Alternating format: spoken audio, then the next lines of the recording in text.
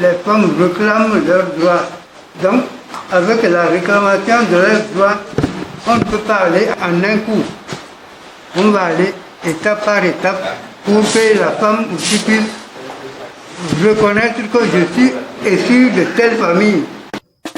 Ouverture ce 6 décembre 2021 de l'atelier de formation des leaders communautaires sur le foncier et les instruments juridiques de protection des droits de la femme à Dapaon, plus précisément au centre pastoral de Monseigneur Pierre Barthélemy en Rion. Cet événement organisé par le RIFES Savane dans le cadre du projet intitulé Plaidoyer pour le renforcement du droit des femmes à la propriété foncière, financé par le AWDF, a réuni 30 personnes de 2 communes de la préfecture de Thônes pour une première session de formation du 6 au 8 décembre en attendant une seconde session de formation de 30 autres personnes de 2 communes de la même préfecture du 9 au 11 décembre. Ainsi, 2 sessions de formation ont été organisées au profit de 60 leaders communautaires des communes de Thônes 1, Thônes 2, Thônes 3 et Thônes 4 pour la période du 6 au 11 décembre 2021, avec pour objectif général d'outiller les leaders communautaires sur l'équité genre en matière de droits fonciers et les instruments juridiques de protection des droits de la femme. C'est bien sûr dans le souci de favoriser l'accès des femmes à la terre et de mettre en place une gouvernance foncière de proximité et de cohabitation sociale dans les différentes communes que ces sessions de formation ont été organisées à l'endroit des leaders religieux, des OSC, de la gendarmerie, des leaders communautaires tels que les chefs coutumiers, les chefs cantons, les femmes leaders, des comités cantonaux de développement et des autorités locales telles que les préfets, les maires, les juges, les géomètres et les huissiers.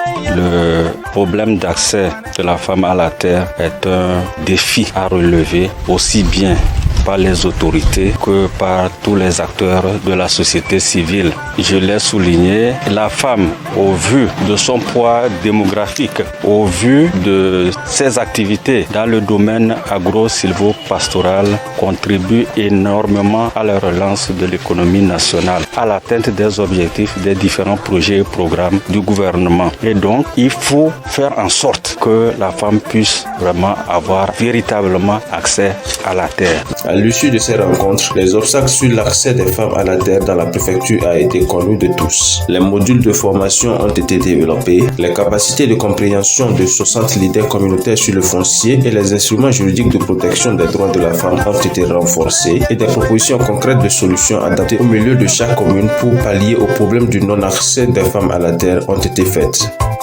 Notre objectif, c'est d'améliorer les droits des femmes à la propriété foncière dans la préfecture de Thônes et particulièrement promouvoir une gestion de la terre, des biens, des ressources foncières et une gouvernance foncière dans les 4 communes de la préfecture de Thônes. À l'issue de cette formation de 3 jours, nous pensons pouvoir amener les leaders communautaires à s'approprier des tests juridiques et spécialement au nouveau code foncier domanial togolais et à pouvoir le mettre en œuvre dans leur lieu de résidence quand il s'agit des problèmes fonciers, surtout à l'endroit des femmes. L'approche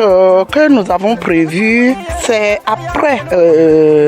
cette formation des leaders communautaires, nous allons recycler ou former aussi 36 femmes parajuristes qui vont accompagner ces populations dans la gestion des conflits fonciers.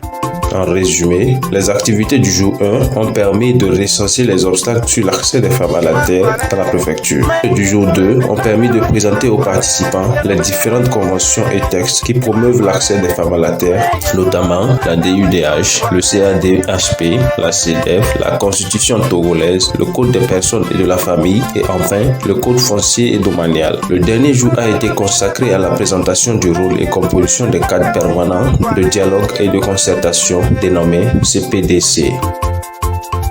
Une autre stratégie est de mettre en place 4 cadres permanents de dialogue et de concertation que nous appelons CPDC. Ces cadres vont élaborer des règles internes de gestion de proximité du foncier au niveau communal et pour promouvoir une gouvernance foncière. C'est-à-dire que c'est encore une nouveauté parce que les cadres, les personnes elles-mêmes au niveau communal vont élaborer leurs propres règles de gestion sur le foncier. C'est le lieu de remercier très sincèrement AWDF, African Women's Development Fund, pour son soutien financier, vraiment qui va nous permettre pendant 2 ans d'exécuter toutes les activités énumérées sur ce Kakoumounou. Notons que ces séances de formation ont été un espace d'échange et de sensibilisation entre les composantes du groupe cible sur tous les aspects du foncier. Elle a été basée essentiellement sur la méthode active avec des moments de présentation des modules, des travaux en groupe et des sessions plénières. Les modules ont ainsi été présentés, projetés et commentés avec possibilité d'interruption pour les questions d'éclaircissement.